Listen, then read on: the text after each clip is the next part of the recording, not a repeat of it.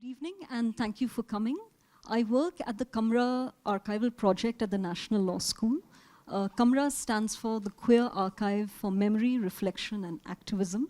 It's a large name and a large mandate. And with me is Arvind Narrain, who is an alum of the National Law School, co-founder of the Alternative Law Forum in Bangalore, and is also part of the advisory team at Kamra. So today we are going to be talking about the Supriyo judgment. But what we will do also is sort of take certain moments from the archives to talk about a sort of longer history. And what I'm going to begin with doing, for the most part, I will just be giving certain prompts, and Arvind will be speaking about the legal journey. But I will begin with a sense of unions, because the event today is called Redefining Unions, and it reminded me of the last chapter of this book by Ruth Vanitha, which came out in 2005, called Love's Right, which is on same-sex marriage in India and the West. And that chapter is titled Aspiring to Union, and it begins with the lyrics of this song. So I thought it'd be nice to just play 20 seconds of the song, and then I'll tell you why. हुए मेरे हम सफल रास्ते पर गए लाखों दिए मेरे प्यार की राहों में जल गए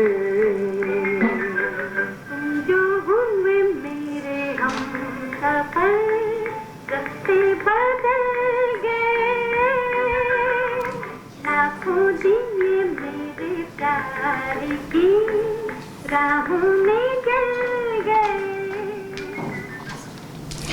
So in the chapter, Ruth Vanitha says or recounts that in the 80s, when she was in Delhi, a young feminist, she was looking for and found a number of gay friends.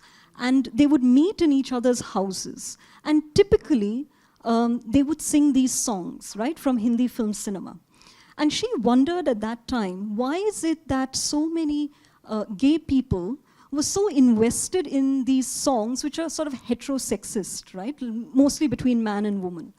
But what she realized was that a number of songs in Hindi film cinema are ungendered. And one of the prominent sort of emotions is love, right? Not necessarily romantic love, but various forms of love. And that's where, like, if you were to go and read the book, she talks about chosen family and such, you know, different varied notions of love. And I thought this was an interesting moment to begin with, because also she is the founder, was the founder editor of the Manushi Journal, one of the first feminist journals in post-colonial India.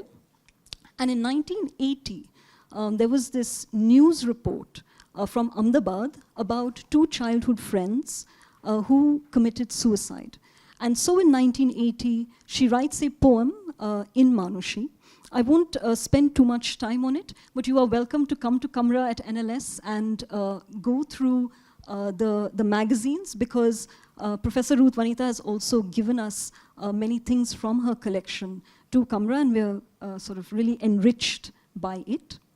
So this is another form of thinking about unions from a point of stress and distress, right? And she says, for instance, you dared to love, refuse to let love die. And elsewhere she says, so shall I mourn or rejoice, your choice? And there is that ambivalence even for someone who is a memory keeper, who is witness in some way. Another very interesting form of unions is a particular kind of contract, particular to Gujarat, called the Maitri Karar, which is a friendship contract.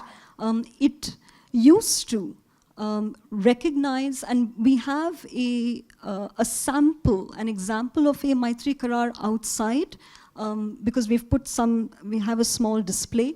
The Maitri Karar is now illegal, but it would recognize certain kinds of unions outside of marriage. We have some Maitri Karars at Kamra from the Maya Sharma and Indra Pathak collection. They have worked for a very long time in small town Gujarat and in villages. So it's very interesting.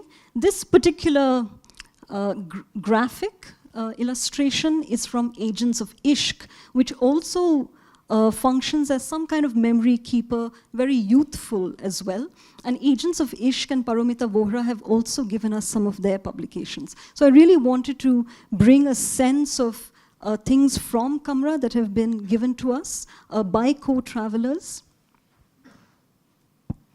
And this is a photograph by Ritayan Mukherjee for the People's Archive of Rural India about Kuvagam, which every year sees an 18-day festival where transgender individuals marry Iravan, who is an important sort of character in the Mahabharata, a son of Arjuna.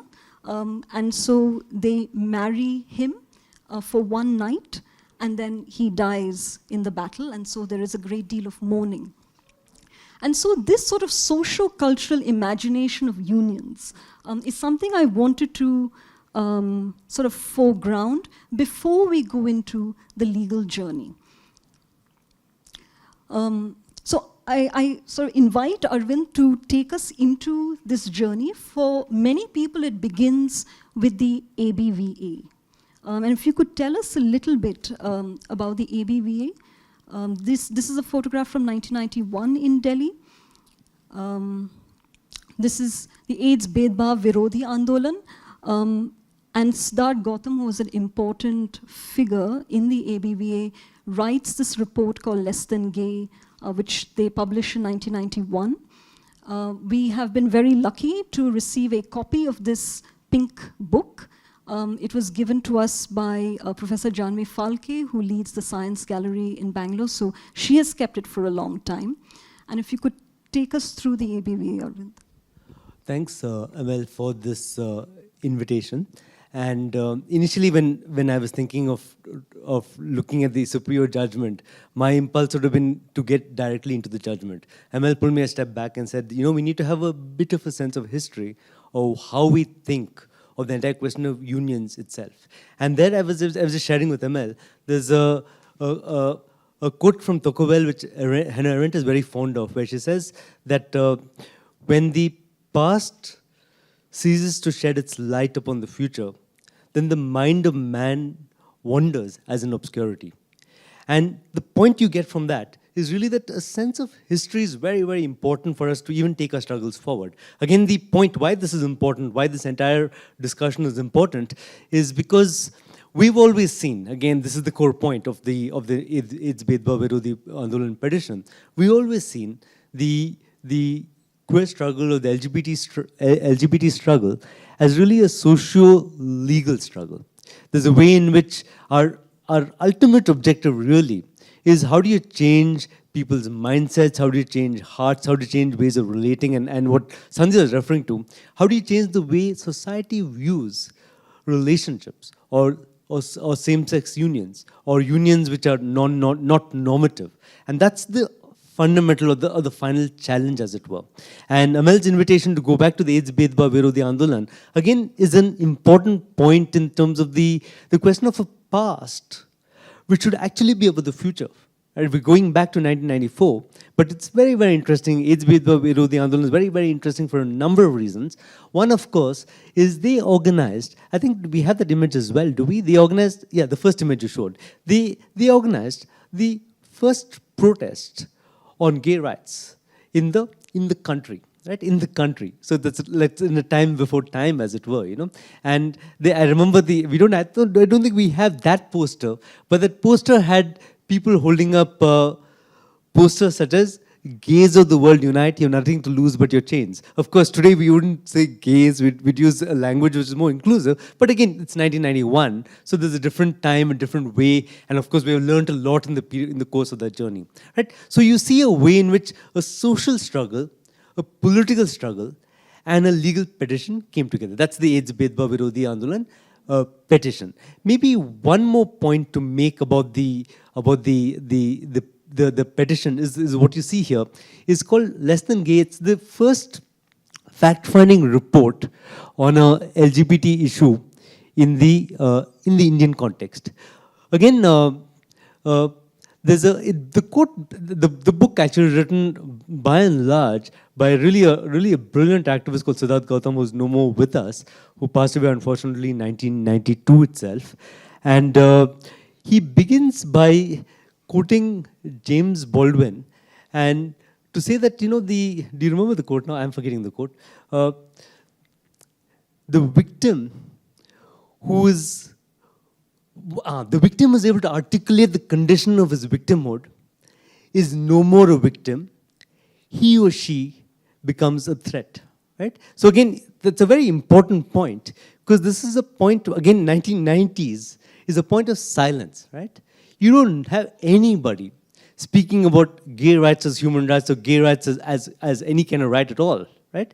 And so this first fact-finding report breaks that silence. Again, if you think of a past, we go back to that past to really think about the future as well. And so that's the importance of the ABBA. Both they filed, okay, the one more last point, they filed the first petition on challenging Section 377 in the Delhi High Court. So three things. They did a fact-finding report, they organized the first protest, and they filed the first petition. So it's quite a remarkable group. Again, the group tells you, it's not a group which was a gay group or LGBT group. It's a group which was broadly put a more of a human rights group, which did the first kind of an intervention on LGBT rights in the Indian context.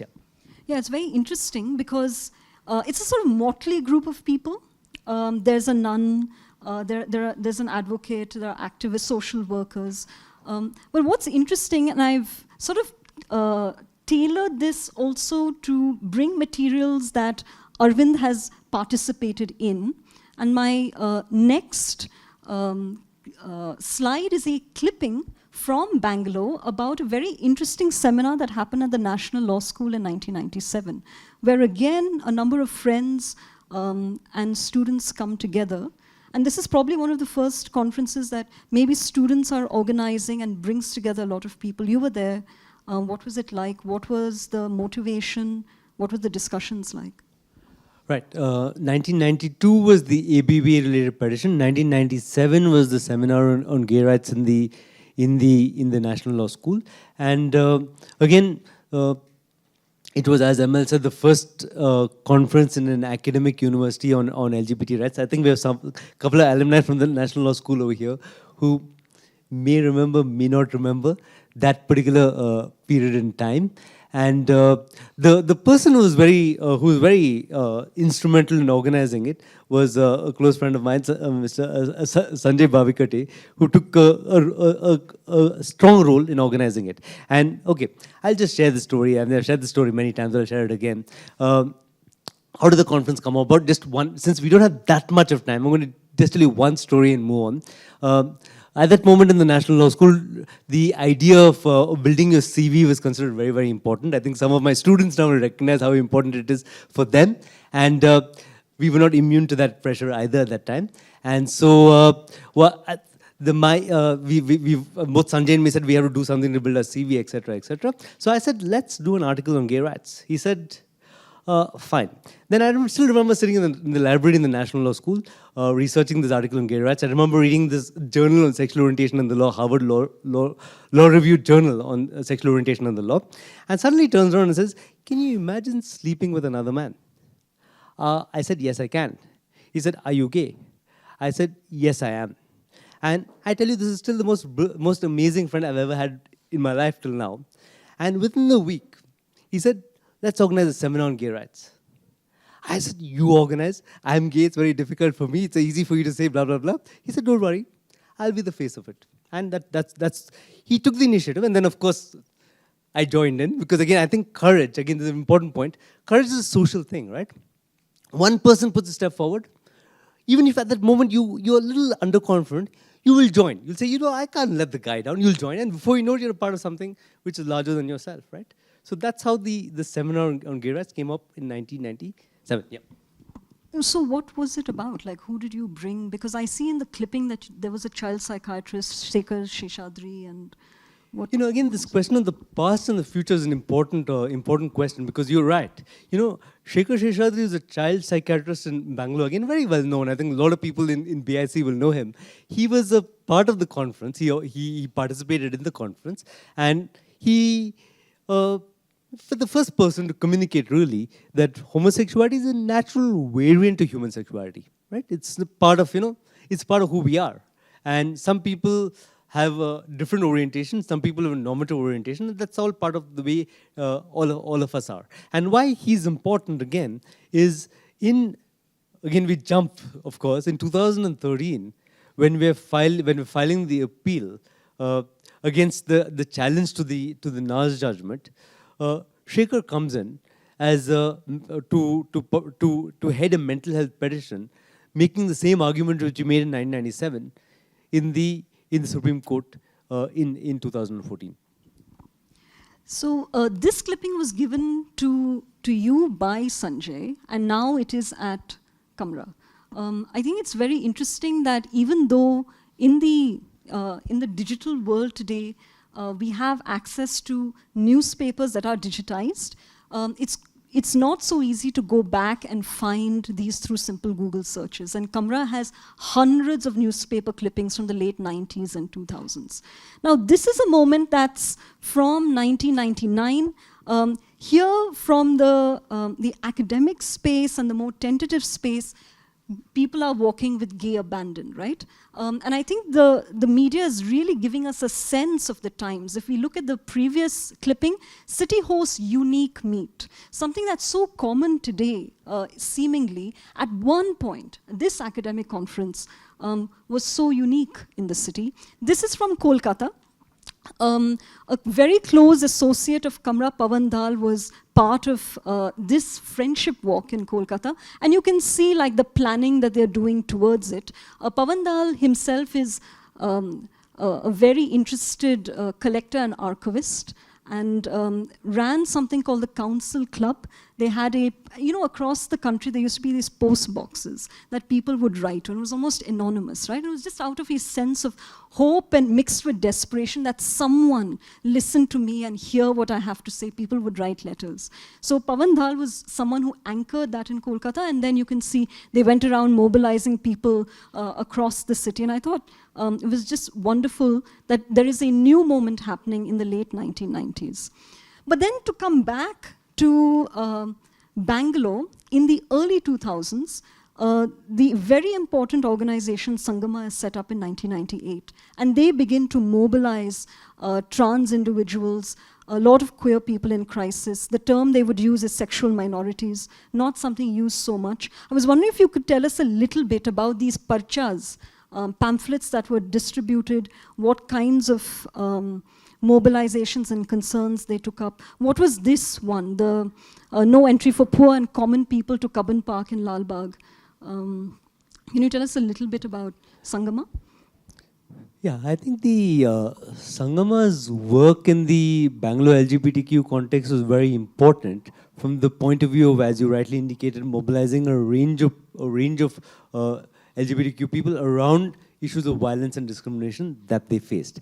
And it's interesting that the frame became Section 377 of the IPC, and a range of the protests, range of the leaflets which you had, right?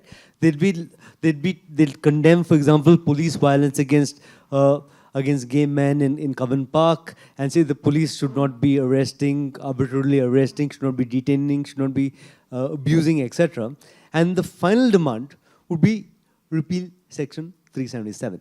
And again, what is the link between the two? The link between the two is the police felt empowered to brutalize LGBTQ people because they had the authority of the law underlying them. And the campaign against 377, again, you get a sense. It's not a campaign which began up there, It's not a campaign which began necessarily in the Delhi High Court and the Supreme Court, but it's a campaign which began in streets and in cities around the country. Cities like Bangalore, cities like Delhi. You saw the protests against 377 in Delhi. Of course, Bombay, Lucknow, a range of cities where there were protests against police violence against LGBTQ people.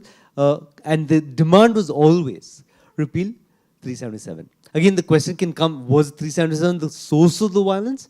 377 is the law which legitimized the violence. It might have been sometimes difficult to make the direct link there, but we felt, again, if you think of it as a social legal struggle, by focusing your attention on 377, you had a chance to really focus your attention on the wider ambit of violence, which is otherwise very difficult to capture in language. So the 377 became a locus, or a way in which you could speak of a range of unspeakable violence suffered by LGBTQ people.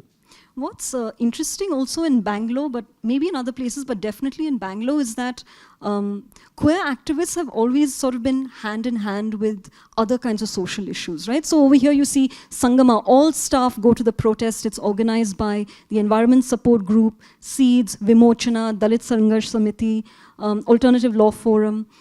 So it's very interesting. And I think when we look at this mobilization again, this public meeting where you see trans folks as agents, political agents, you're also here. This is 2003. What was this? By now, the Naz case has begun in 2001. So what is this meet about? Yeah, no, again, the point of how do you start building a public opinion against a particular law, right? And so all the meetings we had, the protests we had, the demonstrations we had, the fact-finding reports were all ways of building a public opinion saying that this law needs to go. Again, at that moment in time, as we were discussing, sometimes it's tough to even find a venue to host that particular event, right? Sometimes it's difficult to find, you have to beg people saying, why don't you come for this discussion, why don't you come for the discussion, etc., right? And sometimes even people within the activist community might say that, this is not such an important issue, it's a frivolous issue, it's a bourgeois issue, why are we concerned about sexuality? That might have been the opinion. But we challenged all of that, and this meeting was once again one effort to challenge it, using both the legal framework, using community narratives, using the opinions of mental health professionals, etc. Right? And I think the point to make really is that it's the campaign against 377 is a broader socio-political campaign with deep roots in the community. Right? It's not something which comes from the top down, but something which was born from the bottom up. And that's the important point perhaps you get by looking at the range of images which you see over here. And we have one. We don't have an image here, but we also had Sangama organized something called the Hijra Habba, right? Where again, it's in town hall where a range of community organizations talking about the violence and discrimination suffered by the Hijra community. And again, the frame they adopted is to say that the violence and discrimination, one of the locus of the whole of the violence and discrimination is Section 377, and that needs to be repealed. Again, the Repeal 377 campaign, if you spoke to a number of activists, right, from the trans community, from the lesbian community, from the gay community, they'll all say that 377 should go, and that's the source, in a sense, of violence, discrimination, and the kind of stereotypical attitudes which it brought to bear, as it were. Yeah, the parchas and these photographs are from the Sangama collection at NLS. It's a really singular collection. We have some great photographs. You really get a sense also of how people are organizing during the HIV moment, right? There's a lot of funding coming. There are a lot of CBOs. We have more material about that. How are people sort of raising awareness? It's a fabulous collection. I did not bring the Hijra Habba photographs here. We are careful about how bodies circulate in public, but I invite you to come and look at the material we have at Kamra. And so then you find that the prominence on the legal journey becomes quite large, right? And Arvind, you were part of, you were part of like the case. You've seen how, like from 2009, were you there? 2009 also? So then you can perhaps take us, we will speak only about like these 4 to 5 cases today, though there's also a lot of legislation that has come out recently that has an impact on queer lives, on mental health, on occupational hazard, etc. But today we're going to, for reasons of time, but also to be quite specific, because this is a connected journey, to talk about these judgments. So what was it like building up to 2009? What were the kinds of discussions you were having? Were there consultations? Because that seems to be like a big feature of this particular case. How did it come about? What is Naz? If you could tell us.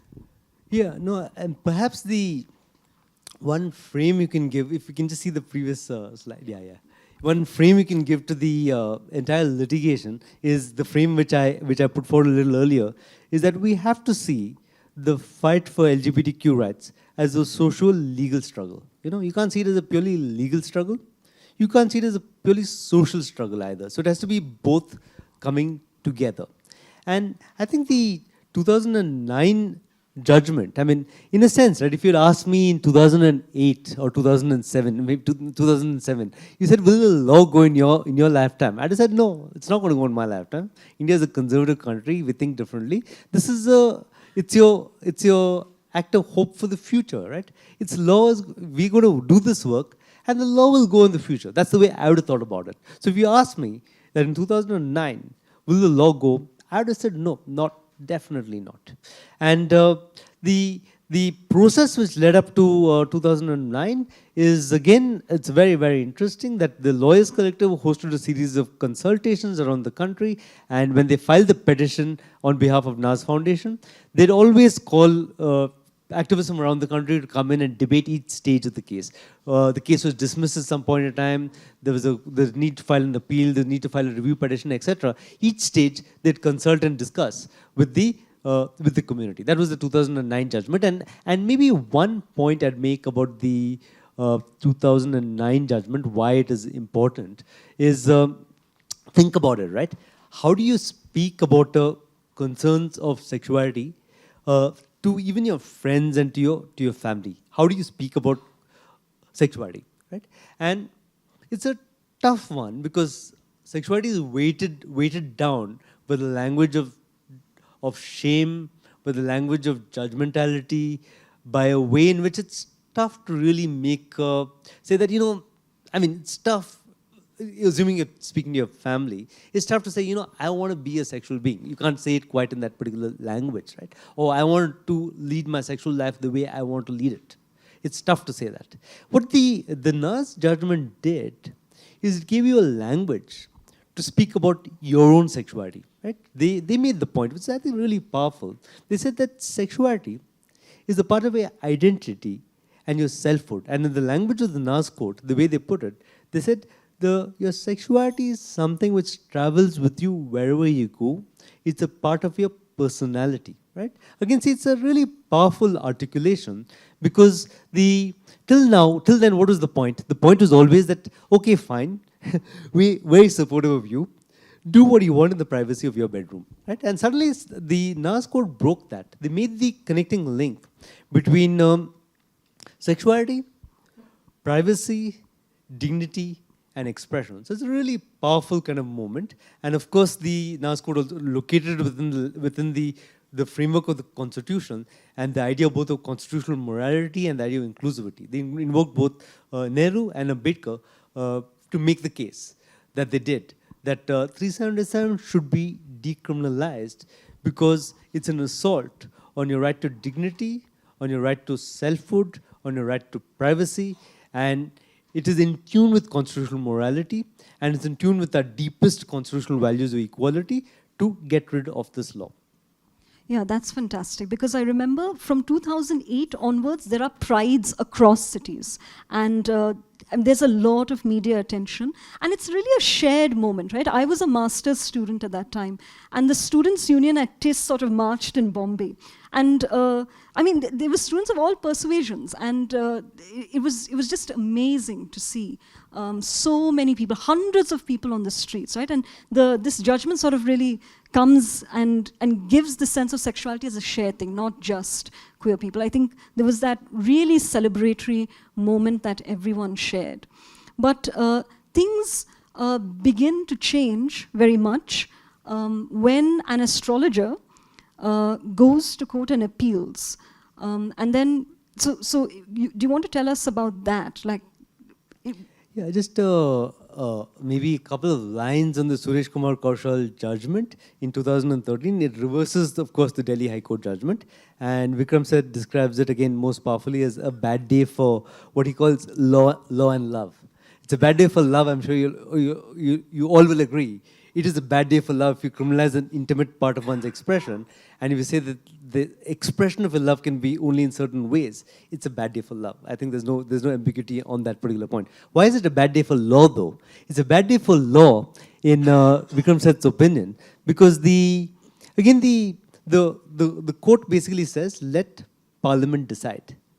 And the way we understand the Kaushal judgment is it's a betrayal of the idea of constitutional democracy. By constitutional democracy, you don't mean a majoritarian democracy.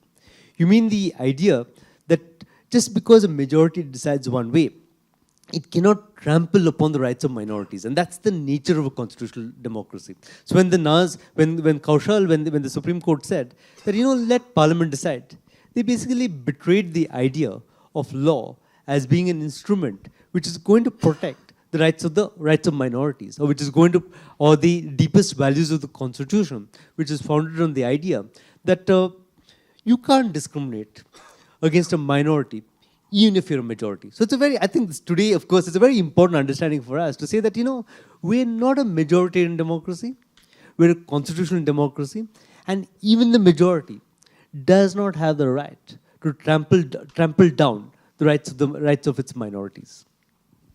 I wanted to, something parallel happens, and I'm going to build up to that, but this is a protest at Town Hall.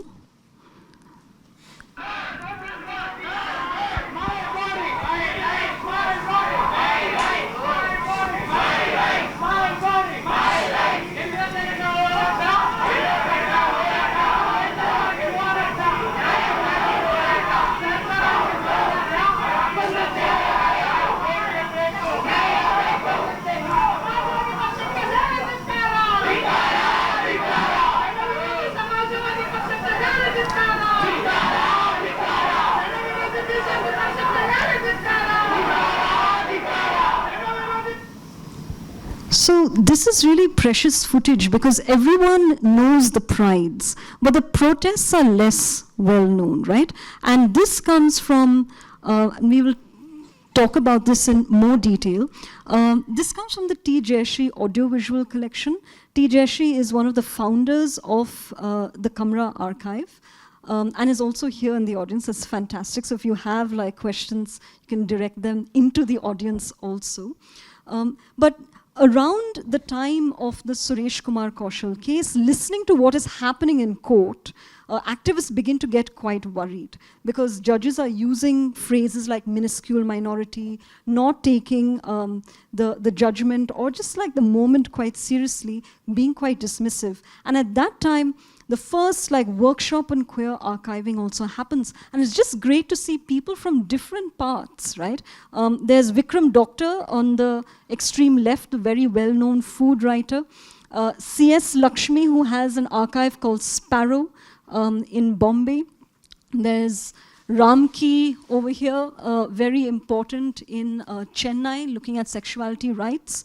Jayashree's at the back. There's Revati, very well known if you've read Revati's autobiography. There's Lata Mani, very interesting cultural critic. Arvind, you're also here somewhere. Can you tell us about this workshop and what happened there? Because there's never been this sort of notion of archiving for sexuality in this way. Kamra comes out of this moment also. And it's a physical archive. It's such a precious thing. I mean, it's wonderful that we have it in Bangalore, and it contains such rich stories. So if you could tell us about this moment. Yeah, again, I think Jayashree is best placed to tell us this particular story, but on her behalf, I'll just summarize in a couple of lines what she would otherwise have told me. When the Supreme Court made the point that LGBTQ people are a minuscule minority, then the activist community, as Ammel said, began to think, how could they say that we're a minuscule minority? Have we in any sense documented the queer lives and queer histories?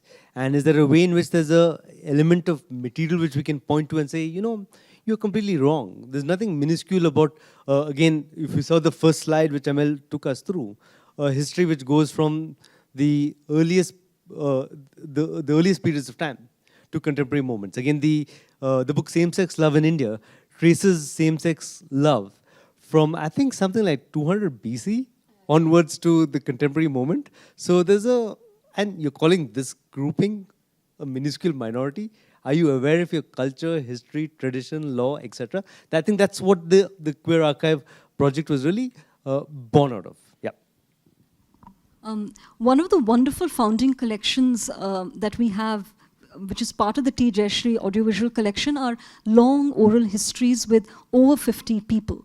And so you have parents of petitioners, lawyers, activists, all talking about their life journeys and coming from like different sort of positions about, you know, this battle against 377. So it's really fantastic, and it's one of the first things that researchers, you know, usually sit with. Not everyone has been to an archives, right? Doesn't know how to work with an archives. You pull a file and you see a receipt, what are you going to do with it? So the audiovisual collection and the oral history collection gives people a certain sort of grounding, and then they go to the catalogs, and they already then have a sense of, you know, what to expect. So it's quite fantastic. And then sometimes lesser discussed, but moving towards 2018 is the Nalsa judgment. What is this case about? Again, it's a very important, as you're indicating, Ammel, a very, very important judgment. If you think of 2013, when the Navtej judgment comes out, when the Kaushal judgment comes out, which everybody is very disappointed by. And I think less than 6 months later in 2014, you get the National Legal Services Authority judgment, which recognizes, in a sense, the fundamental rights of people regardless of gender identity, of transgender people in particular. And what I think, again, what is important about this particular judgment is it really interprets the Indian Constitution in a deeper sense. We all know, I mean, those of us who are lawyers here will know that Article 19(1)(a), freedom of speech and expression, right? And what does expression mean? And we often think of expression as artistic expression, as different forms of artistic expression. What the court did in this case is that the question of expression is linked to the question of dress, is linked to the question of attire, is linked to the question of, you know, of the way you express yourself, the way you express your sexuality or gender, right? And they also made that connecting link between the expression of sexuality and gender via dress and modes of expression to dignity, selfhood, and personhood. So it's a very powerful articulation of what does it mean, of why you must really, why the right to gender expression or gender identity should be recognized, and why it's so closely linked to the question of dignity, and why it's really a part of Article 21, Article 19, and it's a very fundamental dimension of the interpretation of the Indian Constitution. So it's a very powerful and very, very important judgment. I think there's a long story there, of course, of how the judgment is followed by a range of bills, which finally results in a law. The law dilutes some of the wider premises of the judgment itself. So there's a range of questions around the way the judgment lays out a wider frame, and which is narrowed through a range of the legislation later. One of the other founding collections we have are the case files, right, up to 2009, and then also the marriage equality. So usually what we have access to are judges' sort of judgments, right? They're authored by the judges. But when you have access to the case files, you have a sort of bottom-up, all the petitions, the written submissions, the affidavits, the research notes, handwritten notes on like the files. That's like really valuable, which often legal researchers do not have access to, but we do for many of these cases. And I invite people to think about the value of legal case files and to bring them into sort of archives like ours, because then they really sort of expand the imagination beyond what the judge may have written, right? You get a bottom-up sense of a petition or some distress. So that's, I think one thing that I wanted to flag. The other is Kamra began very much as a human rights, access to public health, archives. And we've moved towards thinking about culture, expression. And I dream someday that we will also bring fashion and, like just sartorial practices, sort of other kinds of cultural expressions into the archive. We've started bringing in private collections. We have things on religion as well. We have art. A lot of poetry has been coming in. So that way, just to diversify the ways in which we understand gender expression is something we're sort of working towards.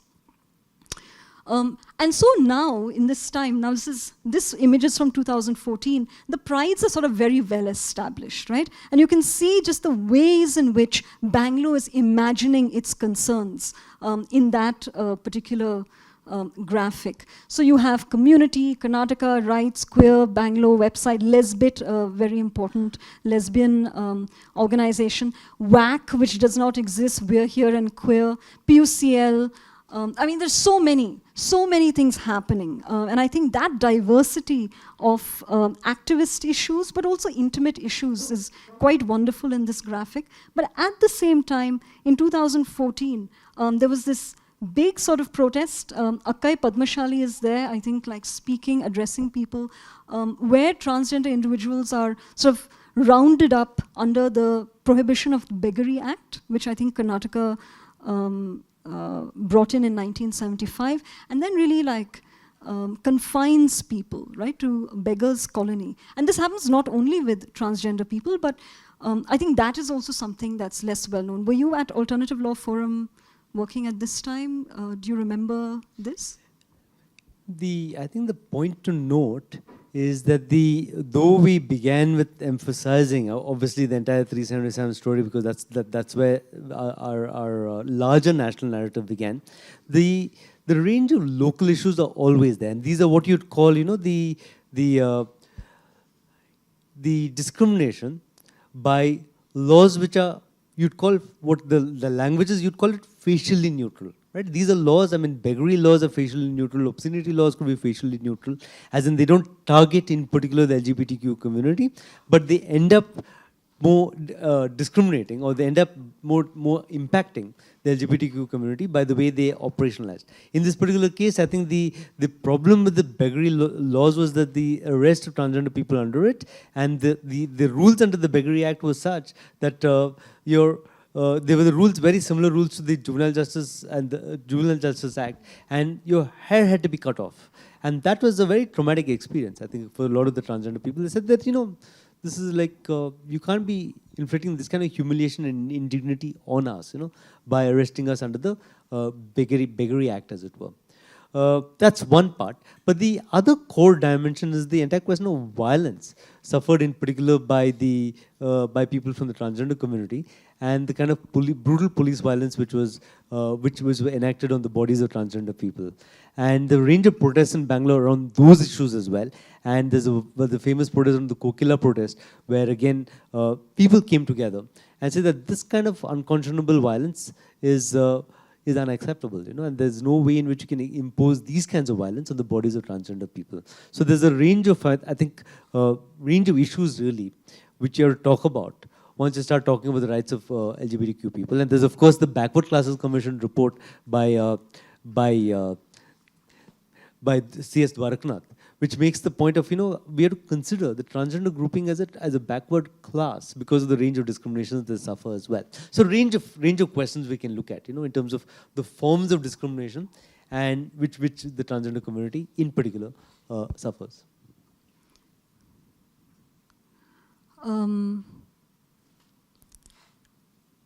And building on that, like these are almost different kinds of publics, right? But in 2018, with the Navtej Singh Johar case, there's a sort of culmination of this long sort of battle. But it's also a different kind of case in terms of what kinds of consultations happened, how the case proceeded. Where were you when the judgment came out? What do you remember of this case in the Supreme Court? No, I was here only. I was I think in Bangalore only. And just the point to make on the Navtej case, again going back to the thematic of a social-legal struggle, I think by this time, right, if you even look at the Delhi High Court judgment and the response of the government had said, it's interestingly, the Union of India said that we are not challenging the Delhi High Court judgment. The judgment was challenged by a range of other right-wing elements and right-wing groups, as it were. And in the Supreme Court before Justice Singhvi, the Attorney General, the Solicitor General, Mr. Vanavati, he made the point. Justice Singhvi was very upset. He said that, counsel, he was telling the Solicitor General, you supported the law in the Delhi High Court. Why do you suddenly change your opinion? How can you now suddenly say you're not supporting the law any further? So he was a very brilliant lawyer. He made the point. He said that, Your Lordship, we were educated by the judgment of the Delhi High Court. The Delhi High Court really taught us the way to look at the entire question of LGBTQ rights. And therefore today, we have decided to change our position, and we are not supporting, we're not supporting the continued criminalization of the LGBTQ community, right? And so there's a range of ways in which things have shifted at the level of the government, at the level of the media. Again, in the initial years, you might have thought it's much more difficult. You don't know how the media will respond to the question of LGBTQ rights. But by 2016, 17, 18, even post 2013, I think, the media is completely, the English-speaking media was completely supportive, was completely supportive. So in a sense, the range of, we were talking about social struggle, we were talking about political struggle, all of that had changed quite dramatically. So in a sense, the 2018 judgment, I think, just caught up with where society already was, or where the media already was, or where politics already was, So it's still, I think, I'd still say the Navtej judgment is a Naz plus judgment, because it also emphasizes on a very, very, very important point, which Justice Indu Malhotra, the issue of apology, where I think Justice Malhotra makes the point, history owes an apology to LGBT persons and their families for the violence and the ostracism that they have suffered, right? And of course, it re-emphasizes the question of dignity, the question of constitutional morality, and the question of privacy. So it's a very powerful and very, very important judgment. And again, the impact of the judgment, maybe one last point on this, if you do a search, look at the Navtej judgment and see where it's been cited post that, you'll find at least 40 citations of the Navtej judgment in high courts in this country. And often the cases are of either transgender couples or lesbian couples who are running away, and they're apprehended by the family. They're often produced before the court. And the court basically says that Navtej recognizes your right to autonomy, your right to dignity, your right to make choices about your personal intimate life. Therefore, your family has no right to decide on who you should be with. It seems like a most basic right, but Navtej becomes a tool in your hand to assert that most basic right. Yeah, so things move very quickly from 2013 onwards, and the idea of unions is sort of inflected by dignity, privacy, and such. With this next case on marriage equality, I'm going to sort of give you the floor to sort of lay out where this case comes from. Was it a natural sort of outcome of Navtej, or was there something else? What Kamra did in collaboration with the Alternative Law Forum was organize 2 public discussions while the case was going on with petitioners and a lawyer in Bangalore. So there's Akkai Padmashali, there's Uma, and then there's Jaina Kothari, who will also we'll play clips from the court proceedings. And in the center here is Utkarsh Saxena, another petitioner in the case who visited Kamra. And last year in August, the Chief Justice and Justices of the Supreme Court came to the National Law School as part of the convocation, and we also had an exhibition on illegal love in India, which was well received. But you can take us through what happens in the marriage equality case. I can also play the clips if you like. Play the 2 clips. Okay. So the first is Jaina Kothari speaking on day 4.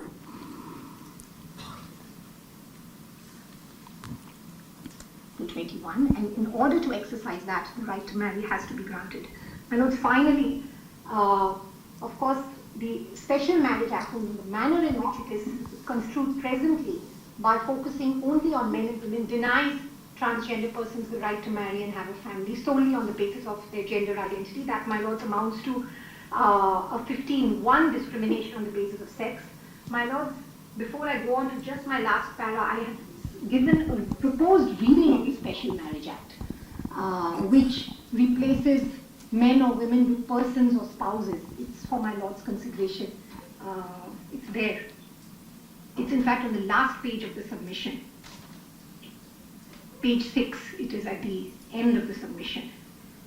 And my lords, so therefore my submission is that all references to male or female be read to refer to as persons, and all references to husband or wife be referred to as spouses, to include all persons, irrespective of their gender and sexual orientation, and I have given a formulation of that. My lords, I want to just end with a reference from Navtej. My lords, ultimately these issues of marriage rights, my lords, our argument is that it is marriage rights for all. These amount to ensuring that all of us have marriage rights, not just one group or the other. And my lords, this was in fact reiterated by my lords in Navtej, and if I can just refer to the last para, my lords, that is para 425, and I have quoted it. The struggle of citizens belonging to sexual minorities is located within the larger history of the struggles against various forms of social subordination in India.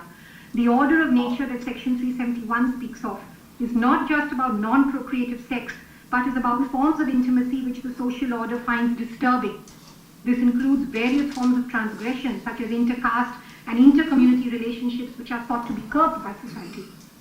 What links LGBT individuals to couples who love across caste and community lines is the fact that both are exercising their right to love at enormous personal risk and in the process disrupting existing lines of social authority. Just thus, a reimagination of the order of nature as being not only about the prohibition of non-procreative sex, but instead about the limits imposed by structures such as gender, caste, class, religion, and community, makes the right to love not just a separate battle for LGBT individuals, but a battle for us all. My lords, that's what I would... Oh, that was fantastic. We'll go to another really powerful sort of argument on day 3. Or is it going on? I'll close this. Okay. Anything but mentioning, ma'am, at 2 o'clock. Yes, Ms. Ramchandra. Let me do it. The last session closed with Dr. Singhvi reading out some stirring words. It is appropriate, Millets, in the context of the slightly different perspective which I am presenting, to read out some more stirring words of this Honorable Court. Way back, Millets, in 1956, the iconic Justice Vivian Bose said, the Constitution also exists for the common man, for the poor and the humble, for those who have businesses at stake, for the butcher, the baker, and the candlestick maker. He said, yes. Then, Millets, in 1982, one Ranveer Singh, a constable driver of the Delhi police, came before this Honorable Court asking for equal pay for equal work. And the first paragraph of another master, Justice Chinnappa Reddy, is stirring again. Because the judge says, true, he is the merest microbe in the mighty organism of the state, a little clog in a giant wheel. But the glory of our Constitution is that it enables him to directly approach the highest court in the land for redress. It is a matter of no little pride and satisfaction to us that he has done so. That he has done. That he has done so. Then further, because I won't read. And it is in this context that it's important for me to state who the two petitioners I am representing are. Petitioner number 1 Kajal, is a Dalit woman from the town of in Punjab. And her partner petitioner number 2, Avna, is an OBC from Bahadurgarh, Haryana. Bhavna works as an accountant in a company in Chandigarh, and Kajal works as an assistant in a bakery in Chandigarh. She is the baker whom Justice Vivian Bose had in mind.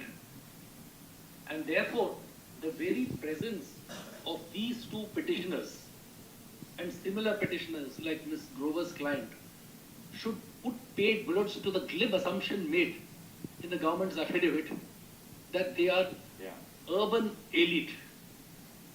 That statement with respect, bullets, was careless, unnecessary, and with respect, insensitive bullets. And the reason for So part of the archivist cum curator's job is to like bring out selections that really distill certain like points of interest, and then it is up to like the general public to come to the archives and sort of explore for their own sort of purpose various kinds of stories. So I'll stop here, and I'm going to ask Arvind to really lay out who are the petitioners in this case. What happened, and how might we read the judgment for queer activism in India for the future? Yeah, thanks, Ammel. I think the two clips which you all both got a chance to see, give you a sense of the story of the petition and the petitioners themselves. The first clip was, of course, Jaina making her arguments, and she was representing Akai and other transgender activists from the Bangalore context. And the argument that they made was a very powerful and very, very important argument, is that the petition is not a petition for same-sex marriage. It's a petition for marriage equality, right? And so the very important point to say that, actually, this demand represents the length and the breadth of the LGBTQ community, right? It can't be seen, or it is not, it's not limited to certain sections of the community itself. And again, I'm very glad Ammel showed this particular picture of the event which happened in the ALF, right? And this is not this event, it's an earlier event, which Akai and a range of other transgender activists were there. And they were discussing the question of, why should you file a petition in the Supreme Court? There are enough people already there. Why should we file an additional petition? And Akai was supported by all her colleagues who said that you must file this petition. And I'll just narrate two stories. One transgender woman from a smaller town in the north of Karnataka said, see that as far as I'm concerned, there is a way in which the guy I'm seeing, he recognizes me only in the privacy of the bedroom. If out in the public domain, he pretends I don't exist. She says that, maybe marriage will be a way in which I'll get some sense of a dignity and selfhood, which means that, I exist as a person, not just in the bedroom, but in a wider societal framework. So she said, I'm supportive of this entire demand for marriage. The other transgender woman said that, I've been in a relationship with this guy for 10 years, and he left and went, and I have nothing. I can't say I was in a relationship, I can't prove I was married, so I have absolutely nothing left, right? So there's a way in which, at a very ground level, grassroots level, people feel the impulse or the need of the entire question of marriage, right? So, and of course, you add that to the Raju Ramchandran argument, which again, really very, very, very powerful argument, which makes the point that, that this government's assumption that the elite phenomenon is really dubious. There's a way in which there's a diversity of the community which is represented before the court. Again, there were 19 petitioners, and I think, again, to use the language, representing the length and across the length and breadth of the country, and length and breadth of the sexuality identities that we have. So that's the story of the petitioners. Again, see, it's an incomplete story for the simple reason that we don't have a judgment in our favor, right? What we have is is a majority which rules against us and a minority which is for us. Maybe I'll just quickly take you through some of the key dimensions of the judgment itself. The judgment has points of shall we say, points of agreement and points of disagreement. The points of agreement, actually, some points of agreement are very important. One of them is that all 5 judges agree that LGBTQ people are not an elite phenomenon, and LGBTQ people have the right to equality and the right to dignity and the right to personhood, and you have absolute right to establish any relationship you choose to, and that's an accepted part of your right to life under Article 21. Right? They all 5 judges also agree that transgender people in heterosexual relationships have the right to marry. That is, if you're a transgender person who's trans man, you have right to marry a woman, etc. Right? And that right to marry you have. All 5 judges agree on that point as well. So there is fundamentally, they hold the line at Navtej. We don't go back from Navtej. So that's, I think, an important point, and sometimes tough to acknowledge that in the context of a defeat. But I think it's important to acknowledge the fact that the judges, none of the judges are overtly, expressly homophobic. They all are very respectful in the way they speak of LGBTQ people, and they hold the line on the question that in Navtej rights you have. Nobody's taking your Navtej rights away from you. All 5 judges also agree that you don't have a fundamental right to marry, right? And this again was seen as a very big disappointment, because again, Article 21 has been interpreted in such a broad fashion in so many ways. But in this case, the judges are very clear that marriage may be a statutory right. It's not a fundamental right. And that again was a moment of, I think, great disappointment.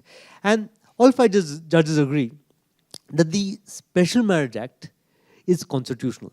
Again, right, what is the entire discussion? The discussion is the question, the Special Marriage Act ends up discriminating against LGBTQ people because it doesn't allow LGBTQ people the right to marry. And the courts hold that may be so. I mean, not all of them. The majority says that, it's constitutional through and through, but the minority, which is Justice Chandrachud and Justice Kaul, say that it may not be constitutional, but, it's tough to get into this question because you change this law, you'll change a range of other laws. There's a spider web of legislation which will get impacted. And beyond a point, the courts can't do this. It's not our job. We will not touch the SMA because it has too many implications. So that's what all the 5 judges agree on. The points of disagreement, again, this is the minority, which is why it's a minority. So it's only something for the future, but it's an important opinion. The Justice Chandrachud-led minority makes the argument that when you talk about the right to intimate association or intimate unions, and when 2 people are in a relationship or a union, or how we choose to frame it, then when 2 people are in a union or a relationship, certain rights will flow out of the fact that you're in a union or relationship. Just by the fact that you're 2 people are together, certain rights flow to you as a grouping. And again, he came to this conclusion under Article 19C, but he made the point that to set up a committee which should look into the nature of the rights which should flow out of a relationship. Again, caution, of course, is the minority opinion. Majority says no. There's no question. You don't have a right to recognition for rights which flow out of the union you may establish. That's the majority on that particular point. And the second point on which there's a minority opinion and the majority, of course, doesn't agree with it, is on the question of adoption. The minority opinion makes the point that the Kara guidelines, which say that you're entitled, the adoption is contingent on the fact that you are a married couple in a stable relationship should be read down.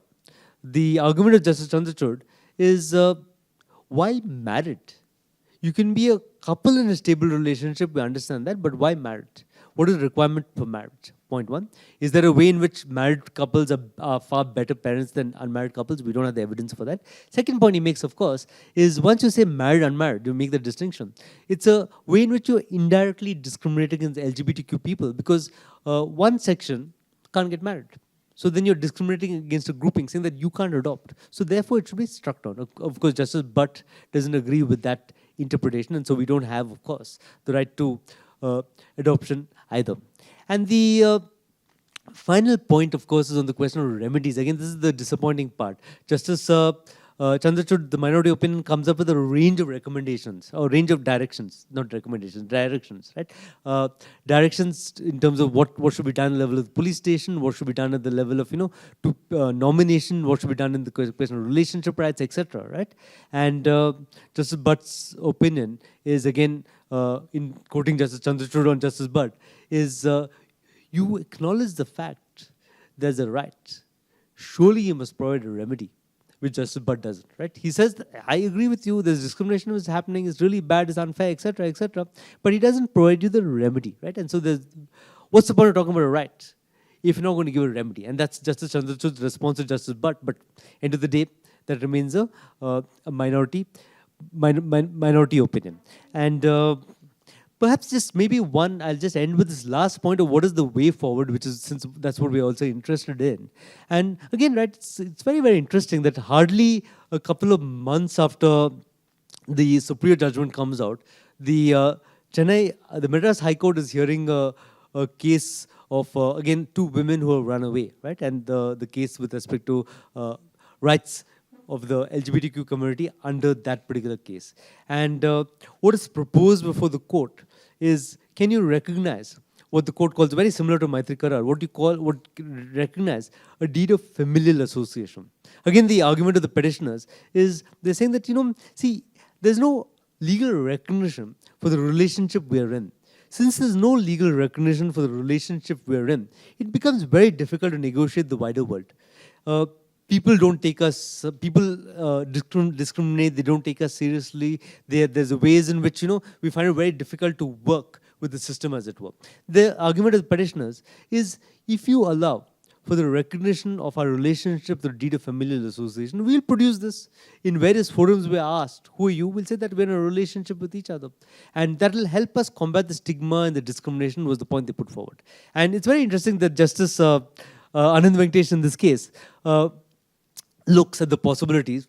He says, see, your Supriyo judgment, what can I do? And then he looks at Supriyo, and precisely all the points I read, he reads out. He makes the same points, right? And he says, none of this prohibits the government recognizing a deed of familial association. So he asked the government to consider the possibility, or not consider, recognizing a deed of familial association. Again, I thought this is interesting for one very, very important point. That is, though we have a judgment, right, which has put a roadblock at this current moment, there's still small ways forward, incremental ways forward, which we should keep pushing and challenging. And I think that's a discussion we've been having in the Bangalore and the Karnataka context as well, is how we can try and take this forward in spite of the larger defeat, as it were. And and maybe I'll end with just one last point. And the thematic we tried addressing throughout this entire conversation is the idea that we see the battle for queer rights, LGBTQ rights, as a social legal battle. And if there is one defect to the marriage judgment, I mean, the defect is that, right? It didn't emerge as a social legal battle, it emerged as a legal battle. And why do I say this? Because the Naz judgment, the Naz process took 17 years, right?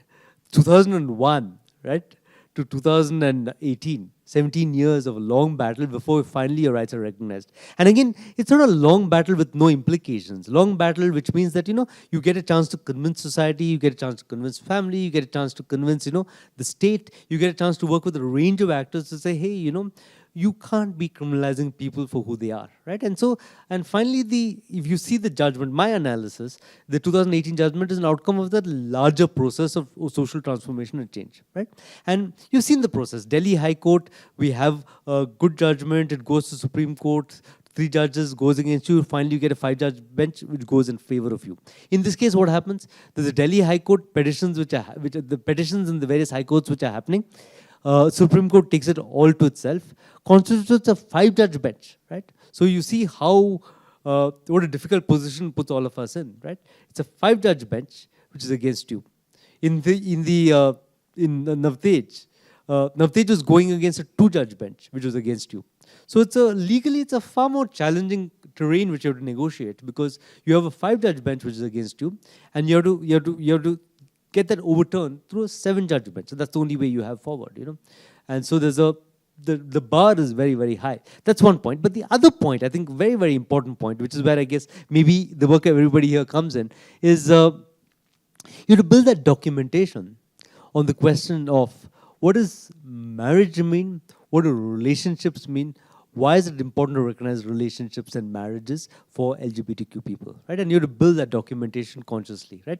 Build that documentation just not for the state, build the documentation also for changing societal mindsets and attitudes, right? And that's very, very important. But again, I think to go back, I mean, I don't want to sound totally critical of the Supriyo process, because I think if you look at the hearings which we saw, right, there's a way in which everybody around the country was really following the hearings. So there's a way in which the marriage issue came to the fore because of the hearing. So there's something which happened, you know.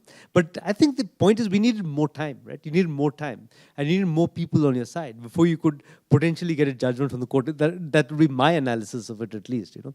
So taking that viewpoint, I'll say that let's just look at this as something we have to work on and think of ways of moving forward in terms of legislation, as well as in terms of incremental steps within the judiciary, as well as activism within broader society itself, to try and document, to try and ensure that the question of relationships is on the foreground or is on the top of people's ways of thinking. 377, for example, the language which was used at one point in time is people said that 377 symbolizes all that is wrong with our sexual universe, right? And that's the media kind of reporting. So how do you, in a sense, similar sense, place marriage equality on the or relationship recognition, how we choose to frame it, on the foreground? Yeah, that's the challenge that we have. Yeah. Yeah, that's fantastic, because I am not in the habit of reading long judgments. I don't know how many are. So this was a really nice sort of distillation of this case, but also building on, you know, like since 2001. That was excellent. We have about 15 minutes, and we'll open the floor to discussion. And thank you very much for a very insightful discussion. My question is, when people of diverse sexual and gender identities approach the court for claiming their rights, their narratives are forced to present themselves in relation to normative discourses, meaning that the petitioners are forced to mold themselves into existing categories, into existing normative categories. How do we move beyond this?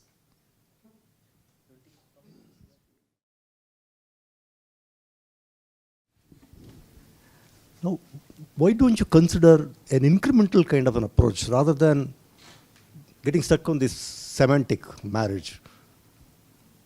Supposing you were to replace it by civil union or any other word of your choice, with all the benefits like adoption, legacy issues, and so many other things which are relevant in the married couple kind of cases. If that kind of an approach is used, probably the powers that be may look at it as a possible solution of a suitable legislation, instead of just trying to fit it into the institution of marriage, which has all these problems of being a sacrament and things like that. I was just thinking of a nikah, for instance, where there is a written agreement on what are the things which can be done, what are the don'ts. So as long as that kind of a approach is done, clearly delineating the do's and don'ts, wouldn't that be a more practical, incremental approach to the ultimate objective?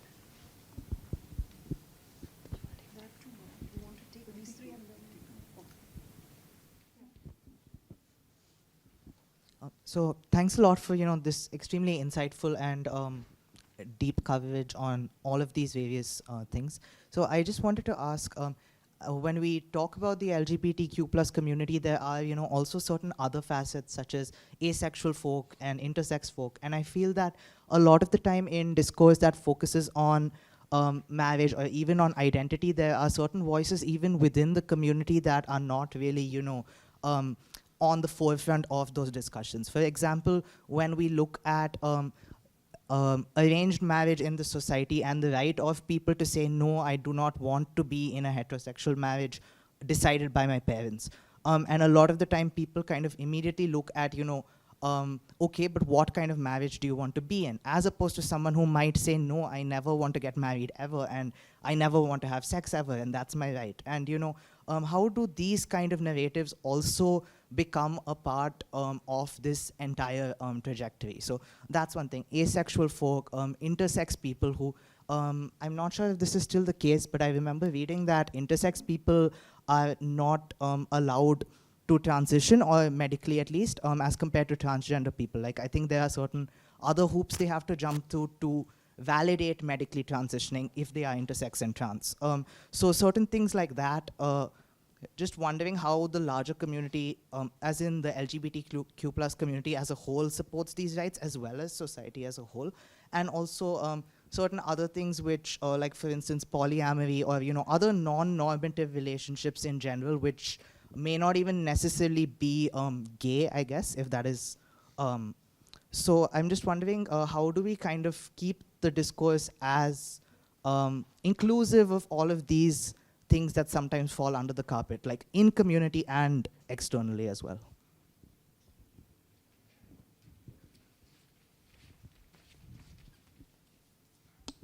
So building on all the previous questions, I believe, and also to ask what the way forward would be after Supriyo, is that our civil unions may be a solution to overcome the whole Supriyo judgment. Like we already talked about deeds of family association. And further, what if civil unions would they be better than getting the right to marriage? Maybe because especially because I think we talked about this, that marriage is somewhat of a societal construct. It is very binary in nature, or it is something that we are obligated to enter into. So to overcome that sort of situation, to form new kind of associations, especially like chosen families, and especially even for asexual or aromantic people, are civil unions sort of a better solution to rather than the right to marry? So coming up, one of the questions my friends asked. So I also have this in one of the judgments by Madras High Court on the particular case. What we saw was the judge itself trying to go to several initiatives done by therapists. And we sort of understood that people can understand the possible problems that we have in the society. So what we currently need is an anti-discriminatory bill, particularly helping the individuals across the spectrum. So does civil union as such can bring in such an umbrella term and protect individuals across all the spectrum? So that's the question I have. Okay, Arvind, you take it away. I just want to flag that I think last weekend, sorry, yeah. Oh, you have, sure, yeah. I was just wondering whether at Camera, whether you have a space for looking at the intersections between mental health, services, philosophies, perspectives, queer rights and law.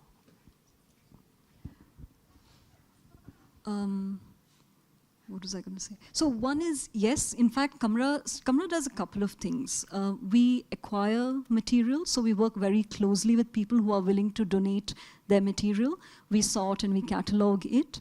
We also undertake research, and right now we're doing something on mental health. So we're looking at our collections when the term mental health was not even, something that was given prominence, and be happy to talk to more people about how we might read the archives for this. And also because we are based on a university campus, right? Students are between the ages of 18 and 25, which is a very volatile, a very formative period. And so it's something that we're very interested in learning from as well. And I'm going to let you take it away. But I'm sorry, I just want to say that last weekend at ALF, there was a very interesting session led by Aarti Munkur, a lawyer, on how might queer people write wills and sort of protect sort of their interests, right? In the face of not having legal, protections that are sort of defined by marriage. And that video is on the ALF Facebook page. And it was a fascinating discussion, and so many people had such thoughtful permutations and combinations that Aarti had to sort of think about as well. So I encourage people to also look at that video. No, thank you for a range of really fantastic questions. Let's see if we can address all of them to the best possible extent. The question of the law, and to what extent does the law render you normative? I think that's a very, very important question. And the answer is true. I mean, the law does render you, or law does end up, right, recognizing rights of those who are normative more than those who are not normative. Or the petitioner will end up often being more normative than not. But I think the point to note, I think the important point to note is that the law always, at the end of the day, you're recognizing the rights in terms of the language could be all persons, right? And the person you present before the court may be normative in their presentation. But if through that normative presentation, you get a right which applies to all persons, that's one way of thinking of this as going forward. Because the law, we know, has certain limitations. You're working with judges. You're not working with this grouping who's going to be, who are necessarily judges at the time. And they think in certain ways. You have to find a way in which you appeal to the logic of thinking as far as those judges are concerned. But then I think to keep in mind the question of, the particular and the universal, and the fact that though you're going in a particular case, what you're making is an argument at a universal level. And if you get the recognition, for example, of the right to non-discrimination on grounds of sexual orientation or gender identity, that's a broad recognition. It doesn't quite matter in terms of who the petitioner is, based for the relief that you get.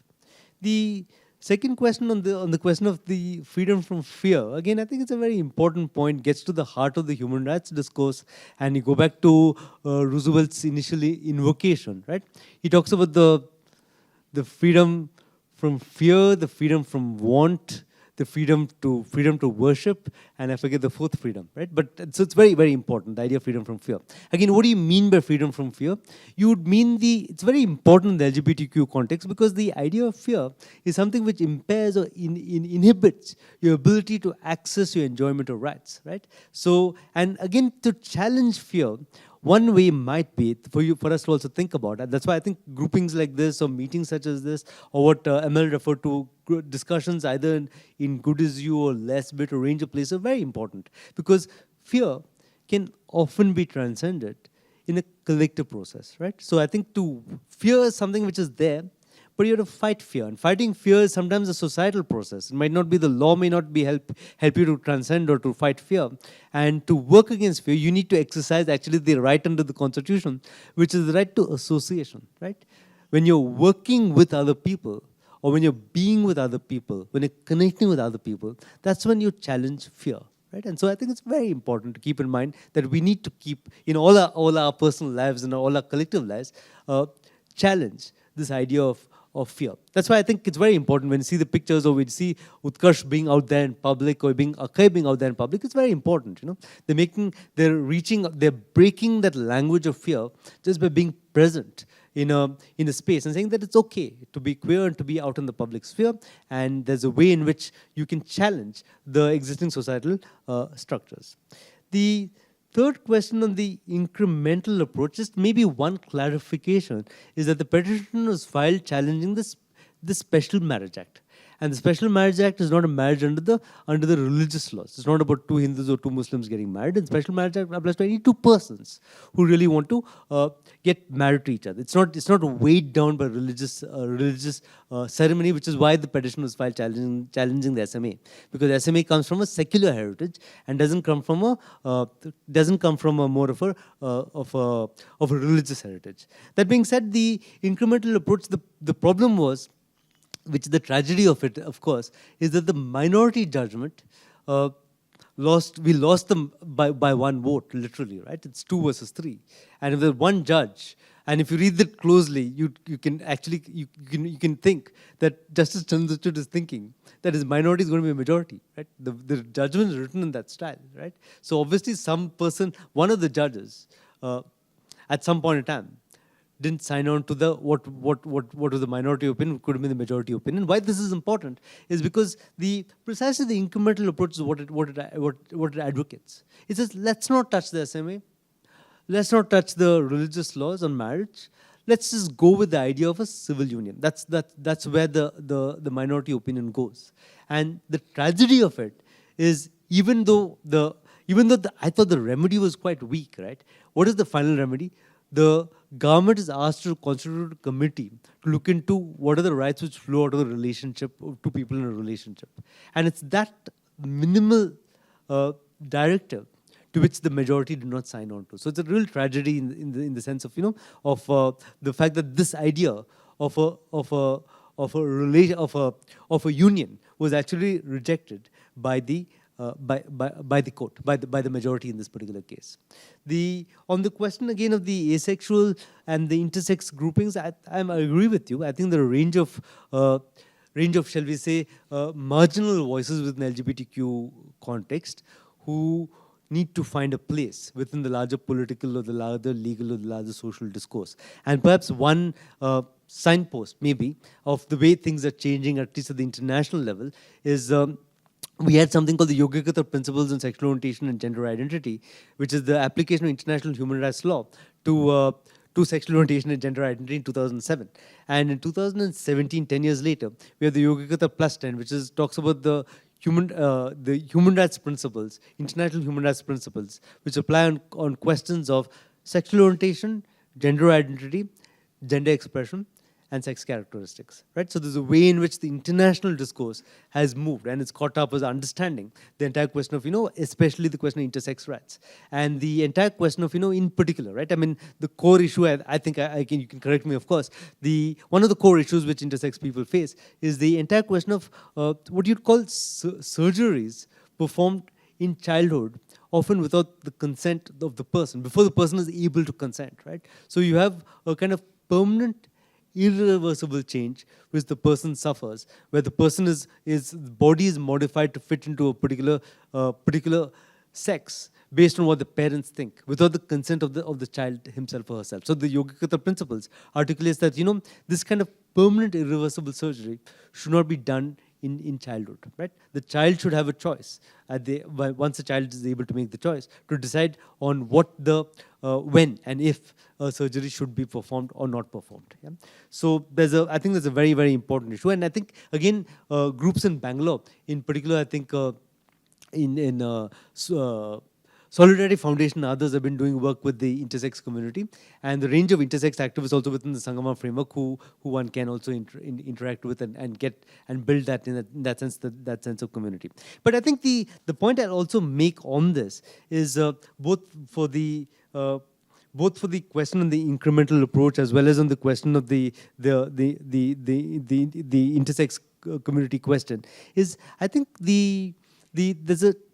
there's one way in which we say the law doesn't do this. And that's true, the law doesn't do this, right? But then I think then the imperative is on us, right? How do we produce the documentation or the resources to make the law, to compel the law to listen to you, right? So the ball, I think, comes back to our court, our collective court. I don't mean your court, our collective court, to say how do we build that kind of a documentation which analyzes or understands the kinds of violations suffered by the asexual community, suffered by the intersex community, and what can be collectively done about it. So I think the range of ways you can think about it, you can say that, let's begin with a presentation on the issues faced by intersex community. Let's work on doing a report on what does the intersex people face, and how do you build that up to the possibility of a litigation, right? So the range of ways we can think around that particular question.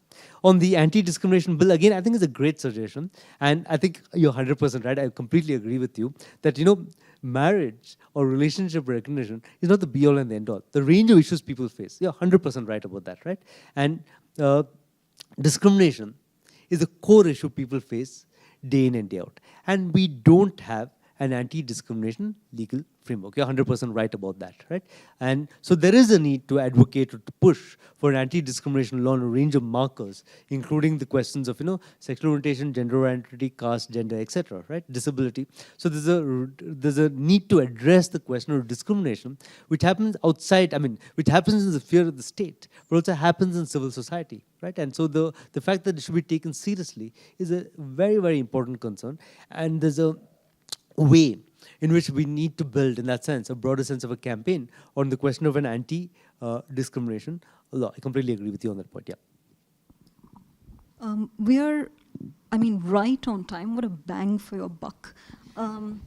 I just want to sort of end just expanding a little bit on what Arvind said about having a sort of collective sort of community to talk about, let's say, certain voices that remain marginalized. And I think Kamra as a public sort of institution at a public university welcomes the people giving their documentation, because many things remain in potential, right? There was probably a whole lot of discussions in the 80s and 90s that never really were taken forward, and one can come into the archives, and that's the pleasure, that you pick something up that was neglected in its time. And because we see ourselves as a living archive, we continue to document, right? And I invite people to come, and if you want to start a folder on a particular concern, we can do that together. And what we have seen is a lot of people come and become advocates of Kamra simply because they have the space to explore things on their own. We have long conversations, and we have people coming in every week. So that pleasure is yours for the taking. So thank you very much for this session.